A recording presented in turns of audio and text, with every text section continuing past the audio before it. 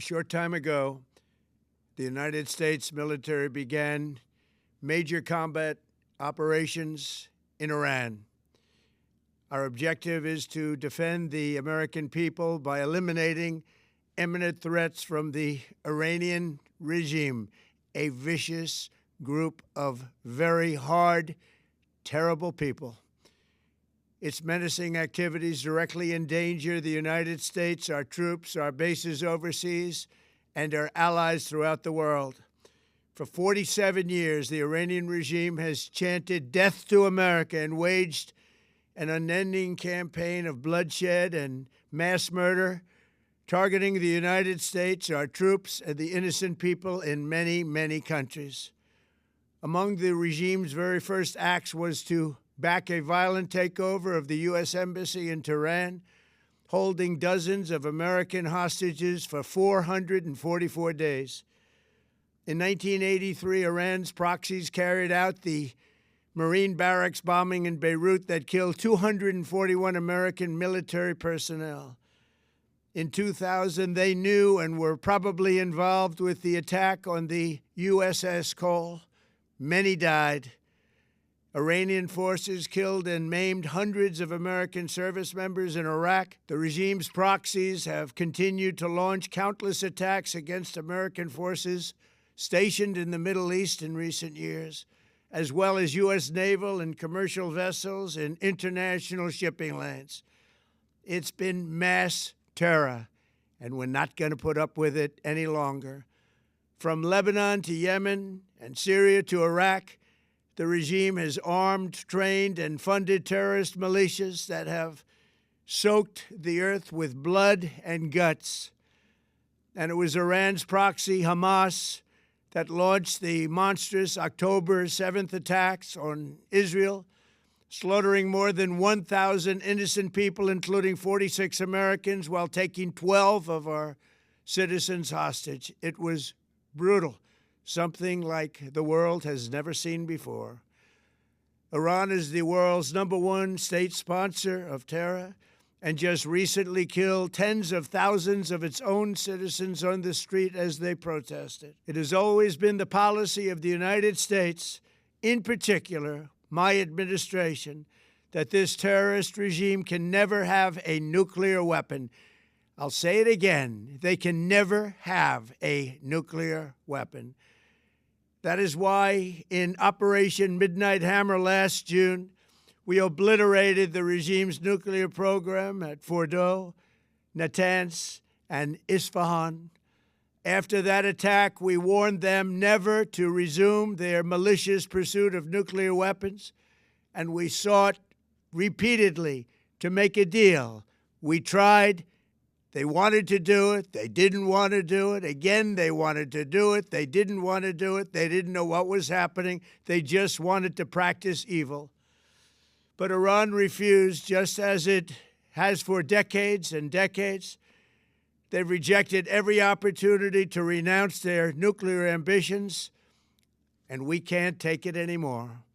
Instead, they attempted to rebuild their nuclear program and to continue developing long-range missiles that can now threaten our very good friends and allies in Europe, our troops stationed overseas, and could soon reach the American homeland. Just imagine how emboldened this regime would be if they ever had and actually were armed with nuclear weapons as a means to deliver their message. For these reasons, the United States military is undertaking a massive and ongoing operation to prevent this very wicked, radical dictatorship from threatening America and our core national security interests. We are going to destroy their missiles and raise their missile industry to the ground. It will be totally, again, obliterated.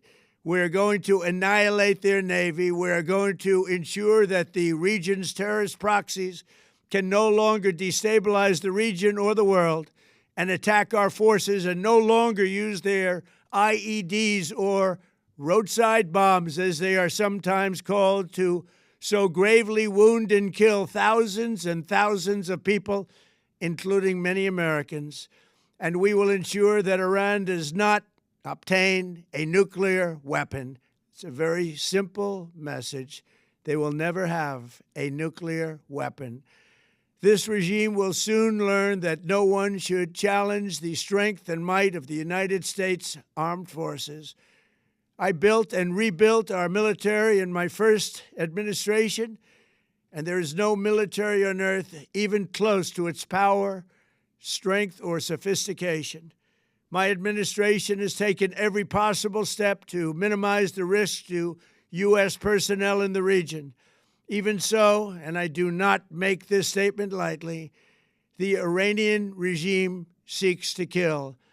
The lives of courageous American heroes may be lost, and we may have casualties. That often happens in war. But we're doing this not for now. We're doing this for the future, and it is a noble mission. We pray for every service member as they selflessly risk their lives to ensure that Americans and our children will never be threatened by a nuclear-armed Iran. We ask God to protect all of our heroes in harm's way, and we trust that, with His help, the men and women of the armed forces will prevail. We have the greatest in the world, and they will prevail. To the members of the Islamic Revolutionary Guard, the armed forces, and all of the police, I say tonight that you must lay down your weapons and have complete immunity, or, in the alternative, face certain death.